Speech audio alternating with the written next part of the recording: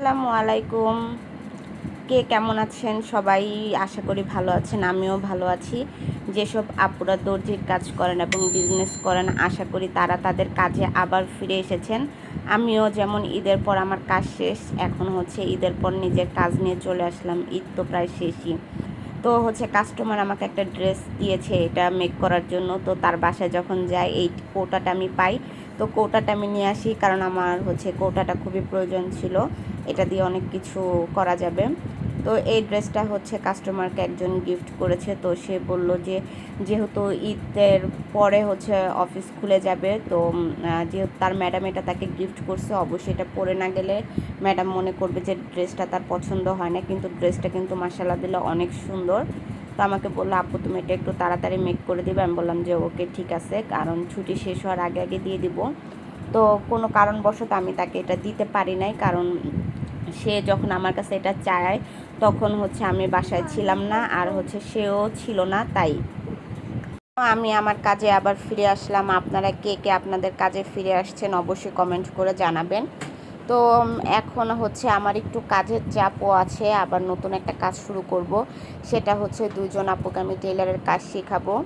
তো তাদের সাথেও কথা বলা হয়ে গেছে, তারা খুব তাড়াতাড়ি চলে আসবে। তো একজন কাজকে জিজ্ঞাসা করছি যে আপনি কি কালকে থেকে কাজ শিখবেন? সে বলল যে হ্যাঁ, কালকে থেকে কাজ সে শিখবে। তো আলহামদুলিল্লাহ 10 তারিখ থেকে আমি আমার কাজ মনে হয় মেবি চালু করে দিব। দুইজন আপুকে টেলারের কাজ শেখাবো। সবাই আমার জন্য দোয়া করবেন, আমি যেন এইভাবে একটু একটু করে আগাতে পারি। তো এই রকমের কাজগুলো করা কিন্তু খুব কষ্টসাধক, কারণ এগুলো একবার খুলো পাটে পাটে, তারপর আবার এগুলোকে মেক করো পাটে পাটে। তো জয়নিং দেওয়াটাও একটা খুবই কষ্টসাধক। তো এখন আমার লেসগুলো খুলে নিতে হবে, তারপর আবার একদম অ্যাকুরেট মাপ অনুযায়ী এগুলোকে আমাকে আবার ফিটিং করতে হবে। তো এর জন্য কিন্তু আমরা এই টাইপের কাপড়ের মজুরিটা একটু বেশি নিয়ে থাকি। আর যেহেতু এটা আমার বোনের ফ্রেন্ডের ড্রেস আর পরিচিত ছোট থেকে, তো তার কাছ থেকে আমি ওরকম মজুরিটা নিব না। মানে নর্মালি যাদের কাছ থেকে 250 টাকা করে নিই, ওর কাছ থেকে আমি 220 টাকা রাখছি। কারণ আমি তাকে বলেই দিয়েছি যে এগুলো একটু কিন্তু কষ্টসাধক, কারণ এগুলো আমাকে খুলতে হবে। আর নর্মাল একটা স্টিচ হলে হয়, এইটা কিন্তু লেসটা পুরো প্রপারলি ভালোভাবে আটকানো, তো আমাকে এটা খুলতে হবে, কাপড় খুলতে হবে, তো ঝামেলা সাধক। আসলে আমাদের মহিলা টেলাররা কিন্তু কাস্টমাররা তেমন একটা মজুরি দিতে চায় না, তারা সবসময় বড় বড় টেলারের সাথে কম্পেয়ার করে। কিন্তু আলহামদুলিল্লাহ আমরা কিন্তু বড় টেলারের থেকে কোনো অংশে কম না। শুধুমাত্র আমাদের দুইটা জিনিস কমই থাকে, সেটা আমরা আয়রন করতে পারি না আর ওভারলকটা করে দিতে পারি না।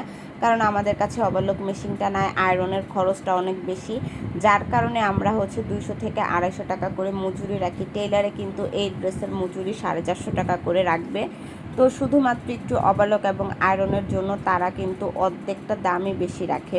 আসলে কাস্টমার মনে করে যে বড় বড় টেইলাররা নাকি মনে হয় অনেক ভালো কাজ পারে, কিন্তু কাস্টমার এটা জানে না যে বড় বড় টেইলাররা কিন্তু তাদের কাজগুলো বাহিরে দিয়ে করিয়ে থাকে।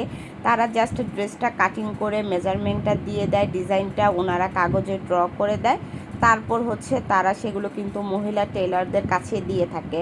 আমি কিন্তু আগের বছর আপনার বড় টেলারের কাছ থেকে কাপড় এনে তারপর মেক করতাম, আমার মাকেও দিতাম। কারণ যে ঈদের সময় না, ওইটা নর্মালি এমনি বড় বড় টেলারের কাছ থেকে কাপড় আনা হতো আপনার রেডিমেড। ওনারা জাস্ট কাপড়গুলো কেটে মেজারমেন্টসগুলো আমাদের দিয়ে দিত, আমরা করে দিতাম। সেক্ষেত্রে তারা কিন্তু আমাদের মজুরিটা 120 টাকা করে দিত। আমরা জাস্ট আপনাকে সেলাই করে দিতাম, উনি কাটিং করে দিত। তাহলে দেখেন ওনাদের কতটা প্রফিট থাকতো, কারণ ওনারা ওইটা নেওয়ার পরে ওভারলক করতো প্লাস আয়রন করতো। আর এমনি যদি আমরা মহিলা টেলাররা বাসার কোনো কাস্টমারের ড্রেস নেই, তাহলে এসে ওনারা বলে 120 টাকা দিব, 150 টাকা দিব, এতে কিন্তু আমাদেরও লস হয়। আমার মনে হয় যে বড় বড় টেলারের কাছ থেকে কাপড় এনে করাটাও বেটার। আপনি সবসময় টেলার আশেপাশে যেসব টেলার আছে তাদের সাথে যোগাযোগ করবেন। অনেক আপুরা বলে আপু আমি কাজের অর্ডার পাই না, তো তাদের জন্য আজকের ভিডিওটা মেবি কাজে লাগবে। আমার কথাগুলো যদি আপনারা মন দিয়ে শুনেন, আপনারা আপনাদের আশেপাশে যে বড় বড় টেলারগুলো আছে তাদের সাথে যোগাযোগ করবেন। দরকার হলে আপনি জর্জের ড্রেসগুলো আনবেন না বা কলারওয়ালা ড্রেসগুলো আনবেন না, তাদের বলবেন যে আমাকে নর্মাল ডিজাইনের যে সুতির ড্রেসগুলো হয় সেগুলো আপনি একটা স্যাম্পল হিসেবে দিতে পারেন। আশা করি আমার কাজে আপনি স্যাটিসফাই হবেন। তো এইভাবে যদি আপনারা একটা কাজ এনে সুন্দর করে ফিনিশিং সহকারে মেক করে তাদের দেন, তাদের যদি কাজটা পছন্দ হয়, আমি মনে করি আপনারা অনেক কাজের অর্ডার পাবেন। কারণ বড় বড় টেইলারে কিন্তু প্রচুর পরিমাণে কাজ থাকে। তো আমাদের এখানে কিন্তু এরকম অনেক দর্জি আছে যারা কিন্তু বাহিরে কাপড় দিয়ে থাকে। তাছাড়াও অনেক আপুরা যারা বলেন, আপু আমি তো কাজের অর্ডার পাই না, আপনি কিভাবে এত কাজের অর্ডার পাই? আপু আমার সাথে কেউ কম্পেয়ার করতে আসবেন না, কারণ আমরা এখানে অনেক বছর ধরে, প্রায় 20-22 বছর ধরে একটা এলাকায় থাকি। আর আমার মা আমার জন্মের আগ থেকে টেলারের কাজ করে। যেহেতু আমার মাও এখানে অনেক বছর, আমার মা অনেক টেলারের কাজ করে, আমার খালামণিও করতো, যার কারণে আমাদের কাজের অর্ডারটা একটু বেশি। আজকে ভিন্ন রকমের একটা প্লাজো কাটিং করেছে, সেটা নেক্সট কোন এক ভিডিওতে আপনাদের সাথে শেয়ার করব। আশা করি ভিডিওটা ভালো লেগেছে। আল্লাহ হাফেজ।